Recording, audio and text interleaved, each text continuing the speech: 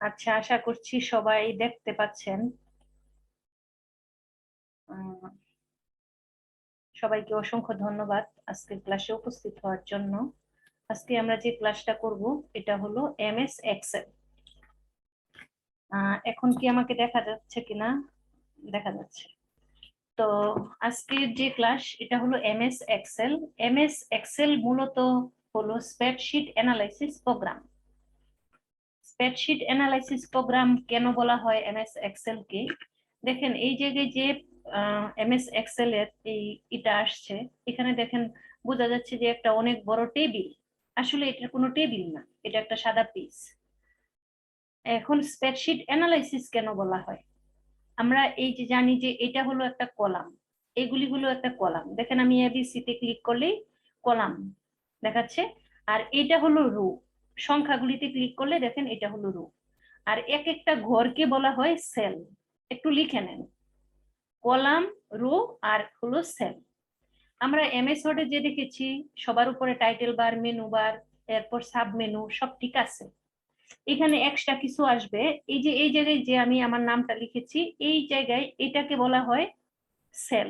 এইটা সেলের অ্যাড্রেস কি? এই পাশে ডি আর এই পাশে 3। এই সেলের অ্যাড্রেস হলো D3। কলাম আর রো নিয়ে হলো সেল। দেখেন এছাড়াও এই যে এই জায়গায় দেখাচ্ছে D3, তার মানে D3 যে জায়গায় দেখাচ্ছে এটাকে বলা হয় অ্যাড্রেস বার। এই জায়গাটাকে বলা হয় অ্যাড্রেস বার। আমি যদি এইখানে কার্সর রাখি, এই যে দেখেন আর এই পাশে 6, এই যে দেখেন এখানে দেখাচ্ছে, এটা হলো অ্যাড্রেস বার। আর আপনার যে কোনো জায়গায় যা কিছু লিখেন, লিখলে যে জায়গাটাতে শো হয় এটাকে বলা হয় ফর্মুলা বার। দেখেন ফর্মুলা, আপনি যদি এখানে যা কিছুই লিখেন এই জায়গায় দেখাবে। তো আমরা এখানে একটু পার্থক্য দেখলাম, এটা হলো অ্যাড্রেস বার আর এটা হলো ফর্মুলা বার। আর স্প্রেডশিট অ্যানালাইসিস প্রোগ্রাম, এমএস এক্সেলটা মূলত স্প্রেডশিট অ্যানালাইসিস প্রোগ্রাম। এখন স্প্রেডশিট অ্যানালাইসিস কেন বলা হয়? দেখেন এইগুলি হলো কলাম। এখন এই কলামটা আমরা ইচ্ছা করলে এখানে ক্লিক করলে এত বড় করতে পারি, দেখেন এত বড়। আবার রোটাকে যদি আমি ইচ্ছা করি ওয়ানেতে ক্লিক করে এরকম দেখেন রোটাকে, একটা সেলকে যদি আমরা এত বড় করতে পারি, এইরকম অসংখ্য ধরন, অসংখ্য অসংখ্য সেল আছে। তো তখন হলো আপনি তো অনেক বড় শিট হয়ে যাবে, এই জন্য স্প্রেডশিট বলা হয়। দেখেন আমি শুরুতে কার্সর রেখে যদি এরকম কলামের লাস্টে যেতে চাই, এখানে কলামগুলি এ থেকে জেড পর্যন্ত শেষ হওয়ার পর কলামের অ্যাড্রেস হবে A A A B, A C, A D, এরকম এ জেড শেষ হওয়ার পর আসবে B B, B A, B C, B D. আবার বি জেড শেষ হওয়ার পর আসবে C A, C C, C A, C B, C D, C E, এরকম। তো আমরা যদি এখানে কন্ট্রোল ধরে এটা ইয়ের ক্ষেত্রে, কম্পিউটারের ক্ষেত্রে রাইট এরো চাপি, দেখেন সবার লাস্টে চলে আসছে যে এখানে এতগুলি, দেখেন 3 সংখ্যায় চলে গেছে। আমি কিন্তু এ জেড শেষ হওয়ার পর এ এ বি এস সি এরকম বলছিলাম, এরকম দেখেন জেড 3 সংখ্যায় চলে গেছে। আবার যদি কন্ট্রোল হোম চাপি সবার শুরুতে চলে যাবে। সেম ভাবে এই যে দেখেন এটা হলো রো। আমি যদি রো এর লাস্টে যেতে চাই কন্ট্রোল চেপে যদি আপনি নিচের এরো চাপেন, দেখেন সবার লাস্টে চলে গেছে। ওই জায়গায় এ 1 ছিল, আর এই জায়গায় দেখেন একক, দশক, শতক, হাজার, অযুত, লক্ষ, 10,48,500 হলো 76টা রো আছে। এগুলি সবসময় আপডেট হয়। এর আগে কিন্তু 16,000 প্লাস ছিল, এখন কিন্তু এত সবসময় তো আপডেট হয় যে কোনো সফটওয়্যার। আবার যদি আমি কন্ট্রোল হোম চাপি শুরুতে চলে গেলাম। তো আমরা জানলাম যে এইভাবে এটাকে বলা হয় কলাম, এটাকে বলা হয় রো, আর এক একটা ঘরকে বলা হয় সেল। আর এই জায়গাটাকে বলা হয় অ্যাড্রেস বার, এই জায়গাটাকে বলা হয় ফর্মুলা বার। তো এখন আমরা যে বিষয়টা দেখব, এক্সেল প্রোগ্রামটা কখন ব্যবহার করা হয়? যখন কোনো অ্যাকাউন্টিং এর ক্ষেত্রে বা ডাটার এন্ট্রির ক্ষেত্রে ওইখানে কিছু সুবিধা আছে। তো এখন কি কি সুবিধা আমরা প্রথমে যদি দেখি, ধরেন আমি একটা স্যালারি শিট করব, বা যে কোনো একটা, আপনারা এখানে যারা যারা আছেন আপনাদের একটা লিস্ট করব আমি, মনে করেন। তো আমি যদি এখানে লিখতে চাই, ধরেন আমি লিখলাম হলো স্টুডেন্ট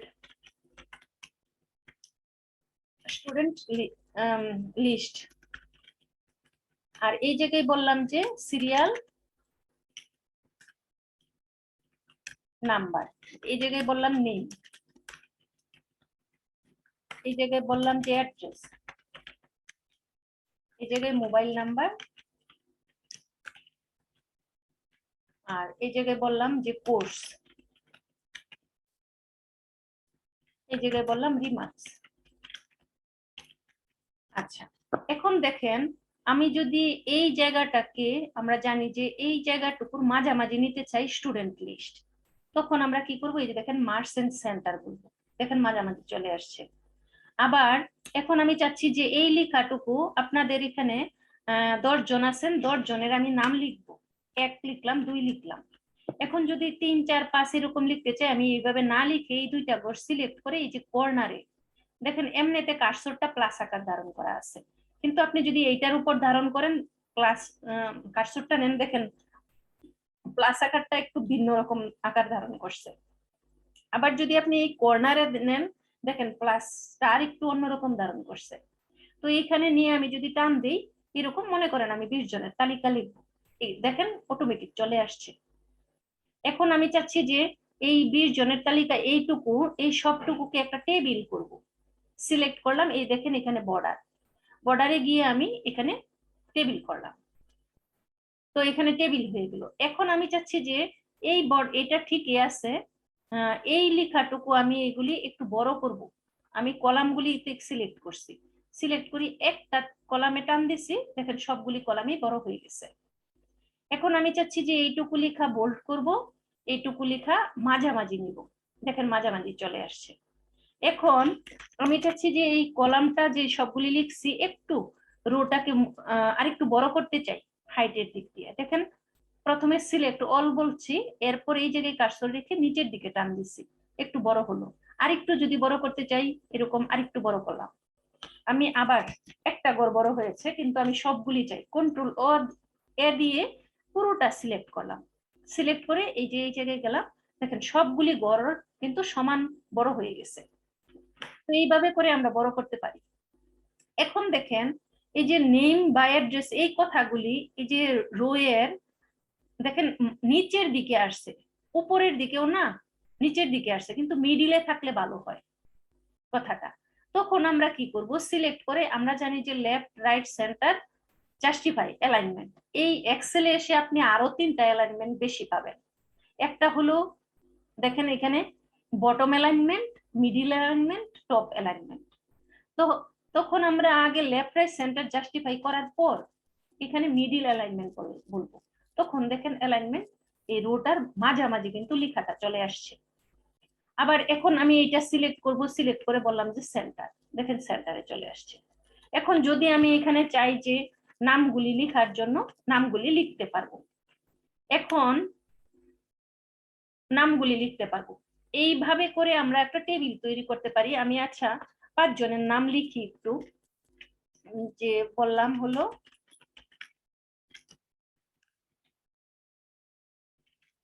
মুনিয়া ইসলাম, এরপর বললাম যে ইফরাত জান্নাত,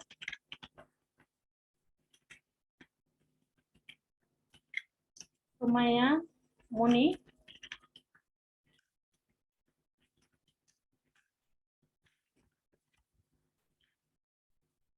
নুরুল হক, মাইমুনা আক্তার, নিলয়, হীরা।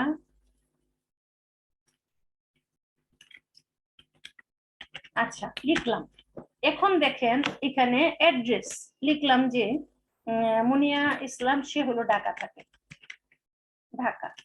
আবার ইফরাত জান্নাত সে ঢাকা, দেখেন ডি লিখার সাথে সাথে চলে আসছে।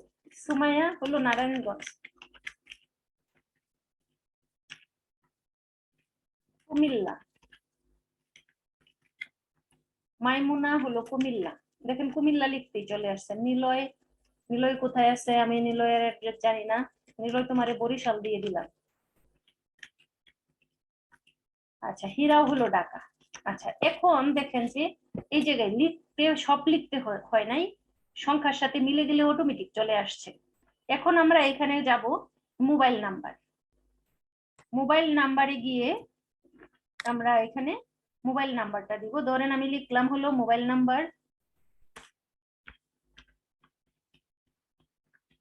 আচ্ছা আজে বাজে নাম্বার দিলাম। এখানে দেখেন নাম্বারটা লেখার সাথে সাথে শূন্যটা নাই। এক্সেলের ক্ষেত্রে যদি আমি শূন্যটা করতে চাই, আনতে চাই, তাহলে এখানে প্রথমে সিলেক্ট করব কতটুকু জায়গার মধ্যে এই ফরম্যাটটা দিতে চাই, ততটুকু সেই হলো কলামটা সিলেক্ট করব। সিলেক্ট করে এই দেখেন এই জায়গায় যাব, কি ফরম্যাট দিতে চাই। এখানে জেনারেল আছে, কিন্তু আমি চাচ্ছি যে এখানে যদি দিতে চাই টেক্সট দিই, এই দেখেন মোবাইল নাম্বার, এখানে টেক্সট দিব। সব জায়গায় মোবাইল নাম্বার লেখা আছে, কিন্তু এখানে মোবাইল নাম্বার সিলেক্ট করছি তো এই জন্য টেক্সট দিলাম। দেখেন এখন যদি আমি শূন্য দিই, এই জায়গায় শূন্য চলে আসবে। সেম ভাবে যদি জান্নাতের বলি 019, আচ্ছা এরকম দিলাম। তো এইভাবে করে এখন আমি সুবিধার জন্য কপি করে পেস্ট করে দিচ্ছি। এইভাবে করে কিন্তু আমরা ই করে দিতে পারি, ওই নাম্বারগুলি লিখতে পারি। এখন ধরেন এখানে আমি লিখলাম হলো মুনি আপু, সে হলো স্পোকেন ইংলিশ নিছে।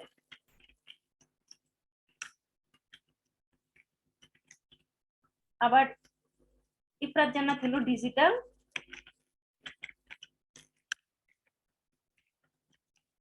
মার্কেটিং নিছে। আচ্ছা সুমায়া হলো বেসিক কম্পিউটার।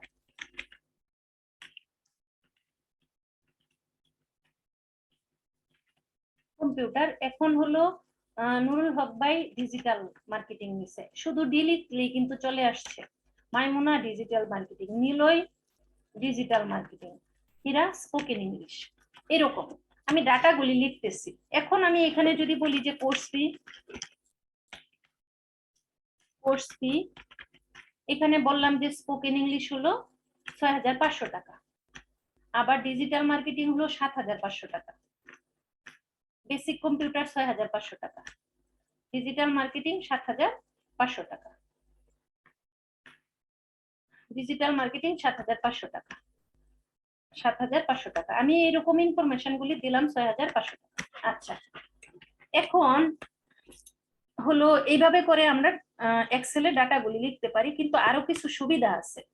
মনে করেন যে এই যে এখানে এভাবে টান দিয়ে পেয়ে গেছিলাম, সেম ভাবে যদি আপনি চান যে এক্সেলের ক্ষেত্রে এই জায়গায় আপনি লিখলেন, এই যে সংখ্যাগুলি লিখলেন, আপনি চাচ্ছেন যে এখানে দশমিকের পর 2 ঘর আর কমা ইউজ হবে। দেখেন আপনি কমাতে ক্লিক করলেন, দশমিকের পর 2 ঘর অটোমেটিক চলে আসছে।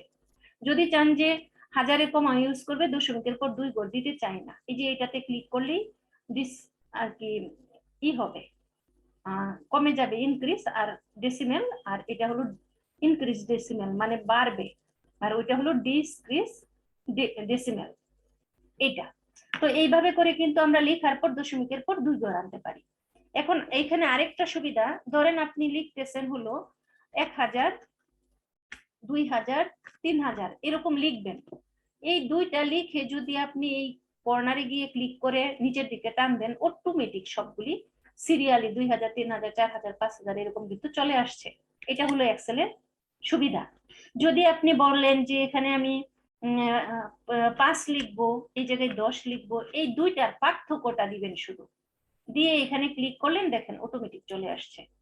যদি আপনি চাইতেন 2, 4, এই দুইটা সিলেক্ট করে এখানে যদি ক্লিক করতেন, দেখেন এইভাবে চলে আসবে। তো আমরা দেখলাম এই কাজটা। আবার এখন আমি যদি চাই যে এখানে লিখলাম হলো জানুয়ারি, দেখেন জানুয়ারি লিখে যদি আমি এইভাবে টান দিই, দেখেন জানুয়ারি, ফেব্রুয়ারি, মার্চ, এপ্রিল সব চলে আসছে অটোমেটিক। যদি আপনি চান যে এখানে স্যাটারডে,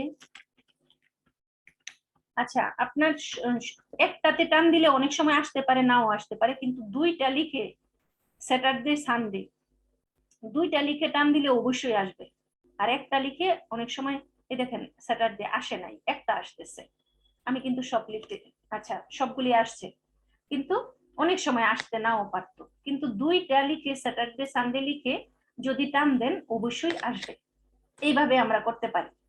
এখন আপনি মনে করেন এই জায়গায় চাচ্ছেন যে পার্সেন্টেজ লিখতে, এখানে ক্লিক করবেন, এই দেখেন এই জায়গায় পার্সেন্ট লিখে দিলেন, পার্সেন্টে ক্লিক করলেন।